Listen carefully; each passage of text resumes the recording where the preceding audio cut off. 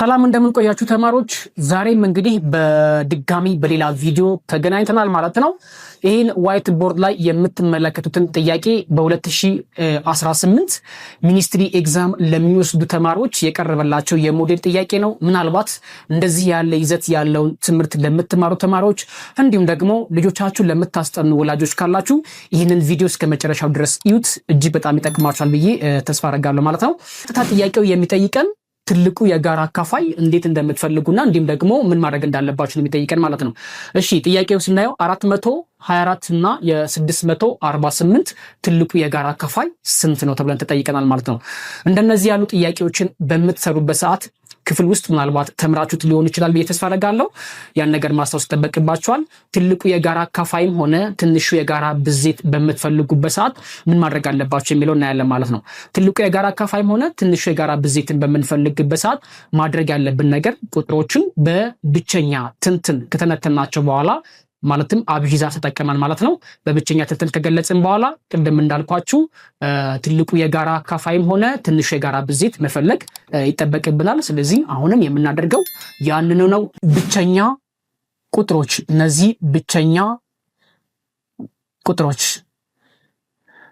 ቁጥሮች የምንላቸው ምን ቁጥሮች ናቸው የሚለውን ብቸኛ ቁጥሮች ማለት ለአንድ ቁጥርና ለራሳቸው ብቻ መካፈል የሚችሉ ቁጥሮች ናቸው ወይም ፕራይም ነምበርስ ብለን የምንጠራቸው ማለት ነው። ስለዚህ እነዛ ቁጥሮች እነማን ናቸው? ቁጥር 2 3 5 11 እነዚህ ሁሉ ቁጥሮች አንድ ቁጥርና ለራሳቸው ብቻ መካፈል የሚችሉ ቁጥሮች ናቸው። ስለዚህ እነዚህ 2 አለ 3 5 11 13 እያለ እነዚህን ቁጥሮች ይቀጥላሉ ማለት ነው። ስለዚህ አሁን የምናደርገው እነዚህን የተሰጡን ባለ 3 አሃዝ ቁጥሮችን በእነዚህ በብቸኛ ቁጥሮችን ምን ማድረግ ነው? መተንተን ወይም ደግሞ ፕራይም ፋክተራይዝ ማድረግ ይጠበቅብናል ማለት ነው። እያንዳንዳቸው ነው እነዚህን ፕራይም ፋክተራይዝ ወይም ደግሞ በብቸኛ ትንትን የምንገልጻቸው ማለት ነው። 424ን ለስንት ማካፈል እንደማለት ነው? ለሁለት። እዚች ጋር ለምትገኘው ለዚህ ለሁለት ቁጥር ማካፈል እንጀምራለን ማለት ነው። ለሁለት በምናካፍልበት ሰዓት 212 ይሆናል ማለት ነው። 212ን ለስንት መካፈል ይችላል ማለት ነው? ለሁለት ቁጥር መካፈል ይችላል ማለት ነው። ለሁለት ቁጥር መካፈል እየቻለ ነገር ግን እናንተ በሶስት ቁጥር ብታካፍሉት አሁንም ምን ሆነ ማለት ነው? ያንን ቁጥር ድጋሚ መልሳችሁ በሁለት ቁጥር ማካፈላችሁ ስለማይቀር የግዴታ በሁለት ቁጥር የሚካፈል ከሆነ እናካፍላለን። በሁለት ቁጥር የማይካፈል ከሆነ በሶስት በአምስት እያል በእነዚህን ቁጥሮች ማካፈል ቁጥሮች ነው። ስለዚህ ይህን ቁጥር በሁለት ስለሚካፈል 106 ይሆናል ማለት ነው። 106 ደግሞ ለሁለት በምናካፍልበት ሰዓት 53 ይሆናል ማለት ነው። እንግዲህ እዚህ ጋር እንደምታዩት 53 ላይ እናቆማለን። ምክንያቱም 53 ቁጥር ማለት ከነዚህ ቁጥሮች ተርታ የሚሰለፍ ብቸኛ ቁጥር ነው። ለአንድ ቁጥርና ለራሱ ለ53 ቁጥር ብቻ መካፈል የሚችል ቁጥር ስለሆነ እዚህ ላይ ያቆማል ማለት ነው። ስለዚህ 424 በብቸኛ ትንትን መግለጽ ማለት ምን ማለት ነው? ይሄ ሁለትን በራሱ ስንት ጊዜ ተባዝቷል ማለት ነው? ሁለትን በራሱ 3 ጊዜ ሲባዛ እንዲሁም ደግሞ በ53። ስለዚህ አሁን ያደረግን ያለነው ምንድነው ማለት ነው? 424 ቁጥርን በብቸኛ ትንትን ሲገለጽ 2 to the power of 3 times 53 ወይም ደግሞ 2 ሲባዛ በ53። በተመሳሳይ መልኩ ደግሞ 648ን ልክ እንደዚሁ አብዢዛ በመጠቀም በብቸኛ ትንትን ቁጥሮችን እነዚህን ቁጥር መግለጽ ይጠበቅባቸዋል። ለምን ካላችሁን ቅድም እንደነገርኳችሁ ትልቁ የጋራ አካፋይና ትንሹ የጋራ ብዜት ለማግኘት የግድ ይህንን ስነ ዘዴ ብትጠቀሙ በጣም ይጠቅማችኋል የሚለውን ከግምት ውስጥ በማስገባት ማለት ነው። 648ን ለሁለት ቁጥር እናካፍላለን። ለሁለትና በምናካፍልበት ሰዓት ይህን 324 ይሆናል ማለት ነው። መልሰን ደግሞ ይህችንም 324 ለስንት ማካፈል ነው? ለሁለት እናካፍላለን። ስለዚህ እስኪያልቅልን ድረስ በሁለት ቁጥር መካፈል እስኪችል ድረስ በሁለት ቁጥር እናካፍላለን። በሁለት በምናካፍልበት ሰዓት 162 ይመጣል። ይህንን መልሰን ደግሞ ለስንት ማካፈል ነው? ለሁለት ማካፈል እንችላለን። ምክንያቱም ለሁለት የሚካፈሉ ቁጥሮች የአንድ ቤት ሆሄያቸው 0 2 4 6 8 እያለ ስለሚቀጥል ስለዚህ ይሄን ቁጥር በሁለት ቁጥር መካፈል ይችላል ማለት ነው። በእርግጥ ይሄ ቁጥር ለሶስት ቁጥር መካፈል ይችላል። ነገር ግን እኛ በሁለት ቁጥር መካፈሉን ካወቅን አስቀድመን በሁለት ቁጥር እናካፍላለን ከዛ በኋላ በሶስት ቁጥር ማካፈል እንቀጥላለን ማለት ነው። ስለዚህ ይሄን በሁለት ቁጥር በመናካፍልበት ሰዓት 81 ይሆናል ማለት ነው። እንግዲህ በተመሳሳይ መልኩ 81 ቁጥርን ለስንት ማካፈል ነው? ለሶስት እናካፍላለን። ምክንያቱም ለሶስት የምናካፍልበት ዋነኛ ምክንያታችን 81 ቁጥር ለሁለት ቁጥር መካፈል አይችልም ቢካፈልም በቀሪ ስለሆነ ማለት ነው። ስለዚህ የተጠቀምናቸው ቁጥሮች 2 እና 3 ናቸው። ስለዚህ ይሄንን በ3 በመናካፍልበት ሰዓት 27 ነው የሚሆነው። 27 እንደገና ደግሞ ለ3 እናካፍለው 9 ይመጣል። 9 ደግሞ ለ3 እናካፍለው 3 ይሆናል ማለት ነው። እዚህ ጋር ዋይት ቦርድ ላይ እንደምትመለከቱት ማለት ነው 3 ቁጥርን በራሱ ስንት ጊዜ ተባዝቷል ማለት ነው? 3 ጊዜ ተባዝቷል ማለት ነው።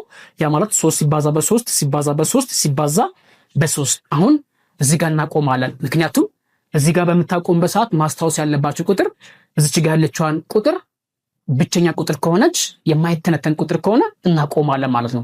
ስለዚህ 648 ማለት 2 ሲባዛ በ3 እንደተጠቀምነው ሁሉ ሁለትን በራሱ ስንት ጊዜ ተባዝቷል የሚለውን ጥያቄ ሊያስነሳ ይችላል ማለት ነው።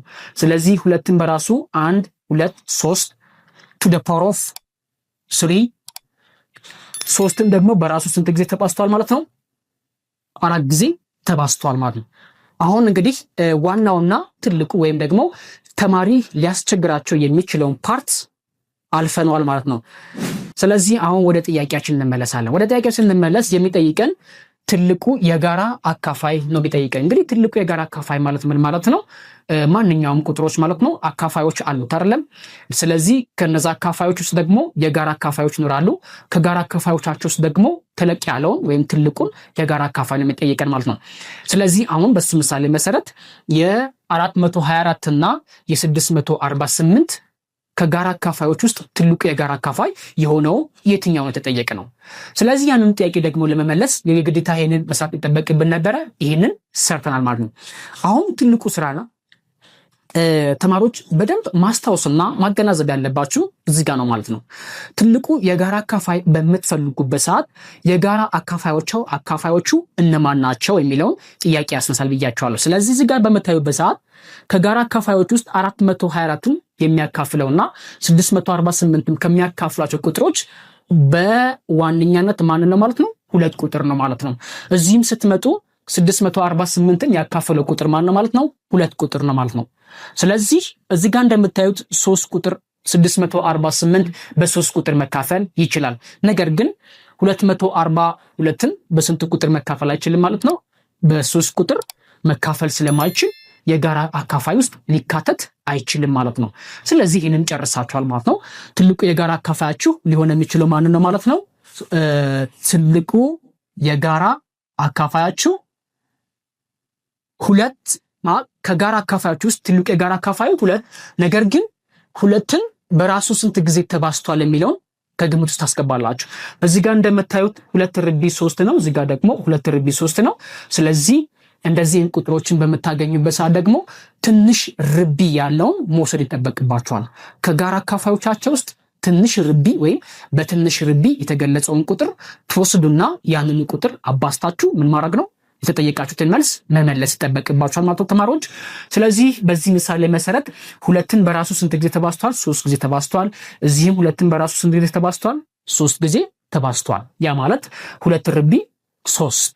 ስለዚህ ሁለትን የወሰድነው የጋራዎቻቸው 3 ፓወራቸው ከላይ ያለው ፓወር ኮመን ስለሆነ ወይም የጋራ 3 ስለሆነ ትንሽ የምንለው ነገር የለም ወይም የምናማርጠው ነገር የለም። ስለዚህ to the power of 3 ወይም ደግሞ ይህንን ቁጥር ስተነትኑት 2 ሲባዛ በ2 ሲባዛ በ2 እኩል ይሆናል ስንት ማለት ነው? 8። እንግዲህ የዛሬ ፕሮግራማችን ይሄን ነበር የሚመስለው ማለት ነው። ስለዚህ መልሳችሁ ማን ነው የሚሆነው? መልሱን እንፈልጋለን ማለት ነው። 8 45 36040። ስለዚህ መልሱ ሊሆን የሚችለው ማን ነው ማለት ነው? ሀሌታዋ 8 ማለት የ424 እና የ648 ትልቁ የጋራ አካፋይ ነው። ይህንን ቪዲዮ እስከ መጨረሻው ድረስ ካያችሁት ለእናንተ ደግሞ ኮሜንት ላይ መልሱን ሰርታችሁ ወይም ደግሞ ኮሜንት ብታደርጉን ማየት እንችላለን። ትንሹ የጋራ ብዜት ስንት ነው? በቀጣይ በሌላ ቪዲዮ እንደምንገናኝ ተስፋ አደርጋለሁ። ይሄን ቪዲዮ ከወደዳችሁት ላይክ አድርጉት፣ ሼር አድርጉ። እንዲሁም ደግሞ ለቤቱም አዲስ ከሆናችሁ ሰብስክራይብ ማድረጋችሁ እንዳይቀር። በቀጣይ በሌላ ቪዲዮዎች እንገናኛለን። ከወዲሁ ራሳችሁን አዘጋጁ። በቀጣይ ቪዲዮ እንገናኝ። ይመቻችሁ።